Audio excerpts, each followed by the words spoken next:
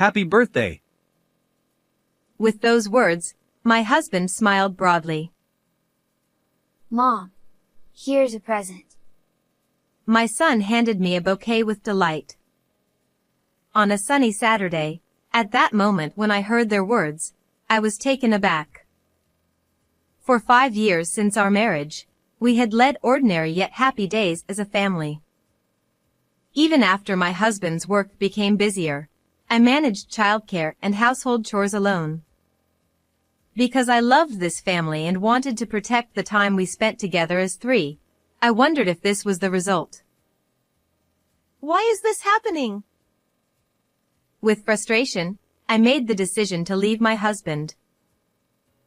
I am Emma, 32 years old. As a nail artist, I ran a shop from home. My husband Daniel, who was the same age, worked as a company employee and cherished me and our 4-year-old son Leo. On weekends, he took us to amusement parks or went on picnics with packed lunches. We were a seemingly blessed family, always smiling. But little did I dream that such happy days were gradually coming to an end. Emma, I'll be working overtime today and tomorrow, so I'll be home late. Is that so? You seem busier lately. Yeah. We've got new clients, and training the new hires is keeping me busy. Plus, I have a business trip next week, so remember that. One morning, I sighed as I watched Daniel leave in a hurry. For the past few months, his work had become significantly busier, and our face-to-face time had decreased. He had overnight business trips twice a week, and he often returned home late at night.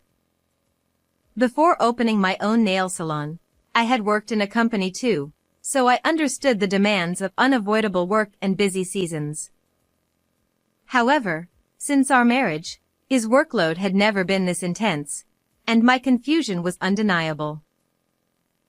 And there's one more thing that bothers me.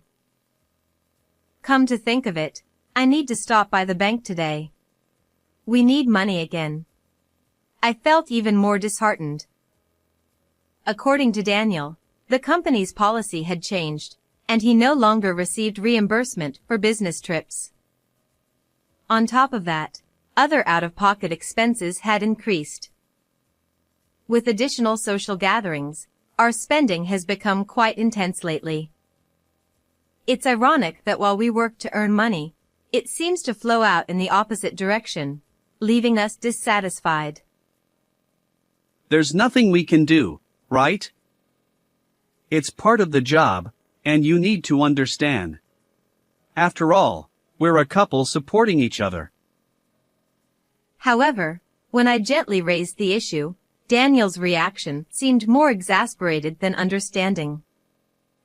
Despite this internal turmoil, I tried to convince myself to manage our finances diligently. After all, although expenses had risen, they hadn't become overwhelming, and Daniel always made sure to be home on weekends, playing with our son Leo. I think we're spending too much money and time on work. But Daniel must be considering us. Although there were lingering doubts, I chose to silently observe Daniel. Then, some time passed, and something happened. Since you're handling everything during the week, let me take care of Leo on weekends. At a certain point, he started taking Leo out somewhere every weekend. Initially, I thought he was creating free time for me, as he had promised. Indeed, with Daniel taking Leo out, I could refresh myself alone. However, gradually, I began to feel uneasy about his actions. Hey, how about the three of us going somewhere next Saturday? Thanks to your help, I've had enough alone time. Huh? No, that won't work. If work gets even busier than now, I won't be able to make time like this. But, being alone at home on weekends still feels lonely. That's a luxury problem. Anyway, rest without worrying about Leo. For some reason, Daniel stubbornly avoided including me in their outings. Rather than concern, it felt like he was excluding me. Furthermore, despite his efforts to reduce my burden, he only took Leo out for fun, never helping with daily chores. When I gently advised him, You want me to do more? That's being selfish. I ended up receiving a reprimand instead. While I had supported Daniel all along, I couldn't help but feel bothered by this situation. Could he be hiding something? Not long after that, on a Saturday, something happened. On this day, Daniel and Leo had gone out somewhere together, leaving me at home, absent-mindedly watching TV. Suddenly, my phone rang, catching me off guard. Hello. Emma, do you have any plans today? The moment I heard that voice, my previously downcast heart brightened. The caller was Ms. Smith, a 42-year-old woman. She had been my most loyal customer since my apprentice days as a nail artist. Despite our long association, she still appreciated my skills and continued to visit my salon. Our relationship went beyond that of a client and employee. We had become quite close. It's sudden, but I have an important commitment tomorrow. If it's okay, I'd like to request a nail appointment. Of course. Would it be all right if I come to your home as usual? That would be great. Thank you as always. After ending the call, I quickly gathered my work tools and headed to her house by car.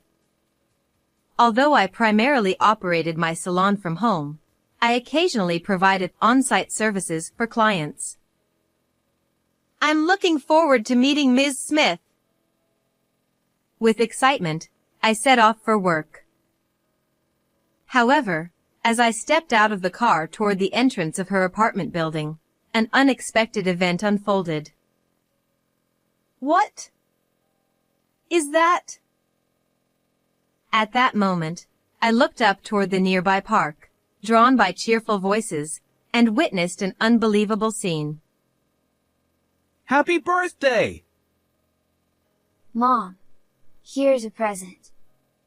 There they were, Daniel and Leo, merrily laughing alongside a woman I didn't recognize, who was being called Mom. The woman, having received flowers from Leo, smiled naturally and affectionately patted his head. What shocked me even more was that Daniel didn't intervene. Instead, he proudly watched their interaction. This can't be true. Why would this happen? As darkness closed in before my eyes, a part of me remained oddly calm, recalling everything that had led up to this moment. It must be infidelity. The sudden increase in business trips and overtime, the financial strain, Daniel excluding me from outings with Leo, and now this woman being addressed as Mom. Each piece of information was more than enough to convince me that Daniel had betrayed me.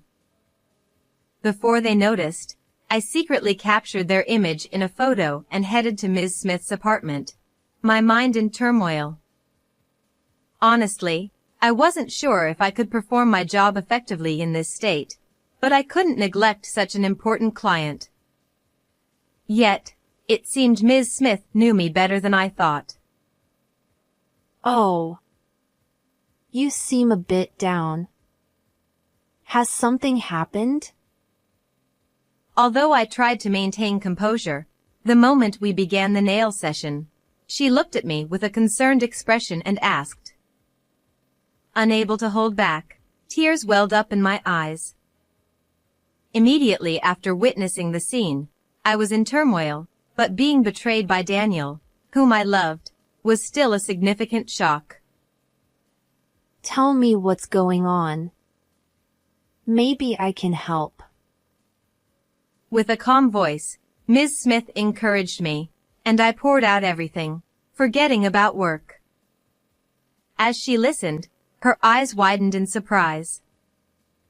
And from that point on, events took an unexpected turn. A few days later, on a weekday evening, invited to Ms. Smith's apartment, I stood silently with her near the entrance. However, this time, I wasn't there for a nail appointment. Since that day, I had been working with her to devise a way to punish Daniel. When I explained the infidelity to Ms. Smith, I discovered even more shocking facts than I had anticipated. It seems they're back. The moment we heard loud voices from behind the door, Ms. Smith and I rushed out of the entrance. What? Emma! Why are you here?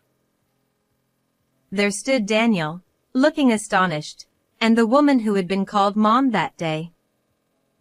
Both froze, their hands on the door handle, gaping open-mouthed. That's my line. Weren't you supposed to be on a business trip today? No! She's someone from work. But what about Leo? And who is she? Leo is with my parents. Ms. Smith helped me. She's here to expose your affair.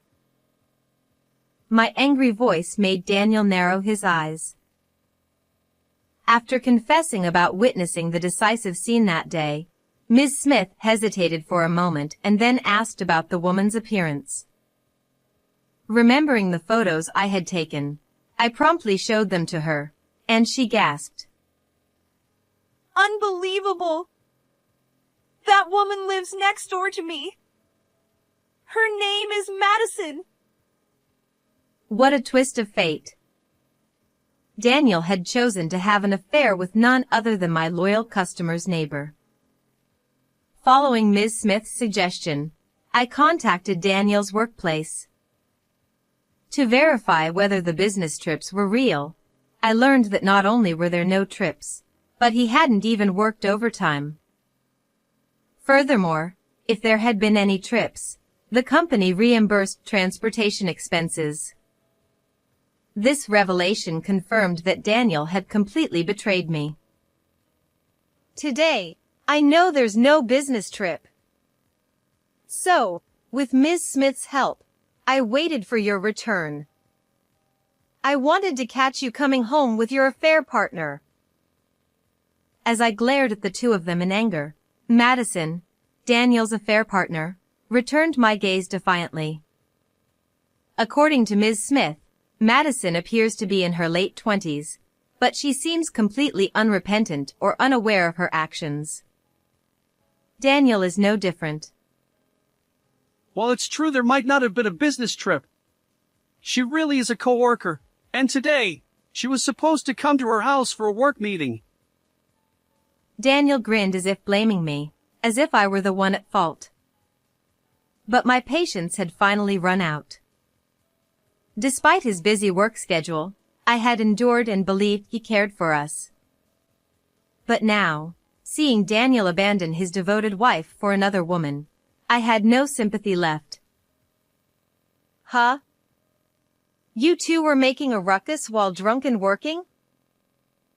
They were so noisy. It was unbearable. I even recorded it to complain to the building manager. Finally, Daniel and Madison looked shocked by our words. Apparently, every time they cheated, they made a commotion in their room, causing Ms. Smith sleepless nights.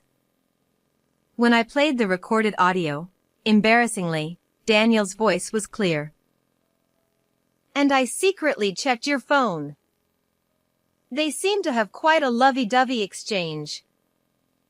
There's no escaping now. When did you see my phone? Isn't that an invasion of privacy? At that moment, realizing he was cornered with decisive evidence, he raised his voice in anger. Then, for some reason, Daniel stepped forward with a defiant smile. What? Do you want a divorce? Well, I can't be with you anymore. Fine, we can get divorced. But do you understand? Leo belongs to me. His argument was unfathomable, and I furrowed my brow. Misunderstanding my hesitation, Daniel confidently began confessing everything. Leo already likes Madison. He'll choose me over you. As I listened, it turned out that Madison's transfer to Daniel's department had sparked their affair. While Daniel increasingly wanted to marry her, he didn't want to let go of Leo. So, he spoiled Leo and introduced him to Madison on weekends, hoping that when they divorced, Leo would choose him. Hearing this, my anger grew even more. It was clear how little Daniel valued Leo's feelings. You know, Leo isn't that naive. Huh? What are you saying? He found your outings quite painful. My words left Daniel looking bewildered. After learning about the affair, I subtly asked Leo about Daniel's behavior when they went out together. Leo tearfully revealed, Dad tells me to call that lady Mom. But I don't want to go with them because Dad says bad things about you. Despite not fully understanding the situation, it seems Leo sensed the unsettling atmosphere creeping into our family. And you tried to keep this a secret, right? Do you realize how much pain Leo went through? I didn't think. Leo was supposed to choose me over you. That's impossible. You hurt Leo to satisfy your desires. You're unfit as a father. In my rage, Daniel finally collapsed to the floor, realizing the gravity of it all. Then, in desperation, Please. I'll apologize for the affair, but just let me have custody. Look at me. he clung to me, but his apologies and shattered pride fell on deaf ears. If it had come to this, he should never have cheated in the first place. Dragging Leo into this, there's no way I'll grant custody to someone like that. Prepare yourself for alimony. With a final word, I confronted them with reality. Daniel and Madison stood frozen, their faces drained of color. Afterward, Daniel and I divorced. Naturally, I gained custody, and I demanded $30,000 each in alimony from him and his affair partner. I also planned to seek child support until Leo grew up. Apparently, rumors about this incident spread at their workplace, making it uncomfortable for both of them. In the end, they broke up, leaving Madison burdened with debt. As for me, I returned to my parents' home with Leo and continued my work as a nail artist. Ms. Smith, of course, remains a cherished client. I'll watch over Leo's growth alongside my kind parents and strive for happiness. How did you like this story? Please subscribe to the channel. See you in the next video.